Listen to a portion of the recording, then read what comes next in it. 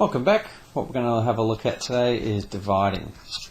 Now, just like in multiplying, there's two different methods. There's short division and long division. And to be honest, short division is good to know, to be able to do things by hand. Long division doesn't help you a lot until you get to really high level maths where it actually helps you a lot. So I would recommend, if your aim is to be a great mathematician and you want to know everything, then you definitely should teach yourself long division. We're not going to teach it here, but you should definitely be good at long division. Today I'm just going to teach you short division. Okay, so I'm just going to do three quick examples because I think division students tend to do pretty well.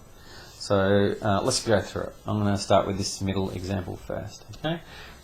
Okay, so what we're looking at is we're going to say, what is 692 divided by 2? Just to remind you, did I say 692? 696 divided by 2. Okay, so that's the equivalent of what we've written here. How many times does 2 go into 696? We start with the hundreds column here. So how many times does 2 go into 6? The answer is 3. It goes in 3 times. If there's any remainders, we put the remainders next to the next number along. But there's no remainders here, it's 0, so we just leave it as is. So in the next, 2 goes into 9. How many times does 2 go into 9? Well, it goes in 4 times, but it's not 4 times exactly, is it? 4 times, but there's a remainder of 1. So we put a 1 down to here as a remainder. Because remember, that's in the tens column. And if there's one 10 left over, we can just chuck the 10 down into the units column as a 1. That becomes 16.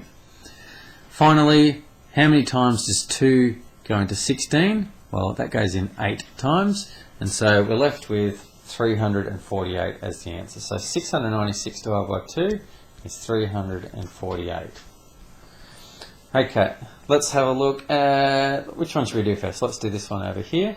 7 into 1260. Again, 7 into 1 doesn't go, so that's a 0 there. You don't need to write that, I'm just showing you that 7 doesn't go into 1. How many times does 7 go into 12?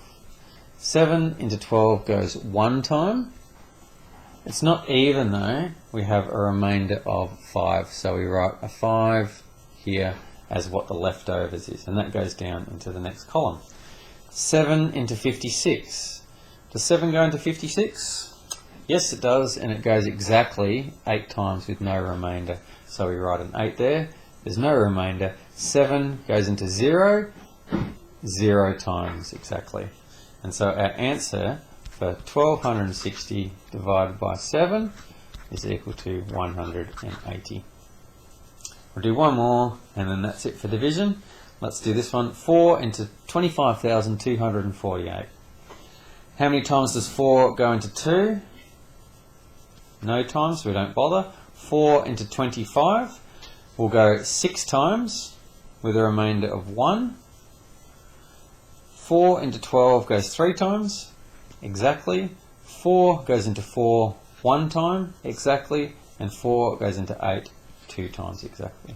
So 25,248 divided by 4 is equal to 6,312.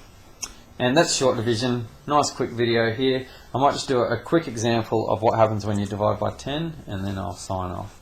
So quickly, what happens if you have 630 divided by 10,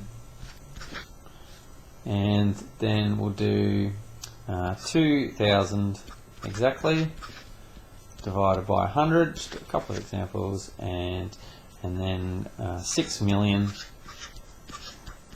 that's 6 million with the 2 zeros, divided by, let's do 1,000. Okay. So when you're dividing by things like 10, 100,000 with all the zeros, what you can do is actually cancel out zeros. Okay, so 630 divided by 10, you can actually cancel zeros, 1 from each of them. Okay, so that's the same as 63 divided by 1. What's 63 divided by 1? Just 63. Nice and easy. So we're just knocking off a 0. Here, 2,000 divided by 100, I'll cancel one of those zeros, but we've still got a couple of zeros left. Let's cancel him, and then we end up with 20 divided by 1. So that's just 20. In other words, we're just knocking off zeros. Dividing by 100 just knocks off 2 of the zeros. Here, we're dividing by 1,000, so it's going to knock off 3 of the zeros. And you're left with 6,000. Hope that makes sense. I'll see you later.